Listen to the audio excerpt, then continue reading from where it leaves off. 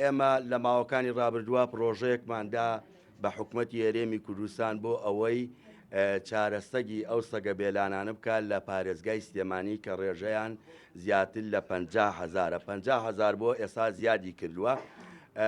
دوای چاوەڕوانیەکی زۆر و بەدواچوون بۆ پرۆژەکە لەلایەن حکوومەتەوە تەبەنی نەکرا، بۆیە جێگای داخە کە ئێستا ڕۆژانە هاونیشتیمانیانی ئێمە هاوڵاتیان ڕوبەڕووی کێشە و گرفتە بنەوە لەلایەن ئەو سەگەبێلانە هێرشێکی زۆر کراوەتە سەر هاوڵاتیان و زامارێکی زۆر کراوە کە ئێمە بەپێی و ئامارەی لە نەخۆشخانەی شار وەرمانگرتووە لە ماوەی مانگەکە نزیکەی بۆ 600 هێرش هەبووە بۆ سەر هاوڵاتیان لەلایەن سەگە بێلانەکان و وەزاماریشی زۆر هەبووە.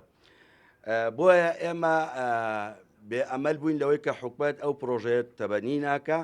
ئێمە لێرەدا وەکو چۆن لە ڕابردووە کێشەیەکی تی دەبوو لە شاری سلێمانیە، کێشەی کۆکردنەوەی خۆڵ و خاشاک بوو. ئەوە بوو داوامان لە جەنابی کاکپاڤێڵ سەرۆکی یەکێتی نیشتیمانی کوردستان کرد.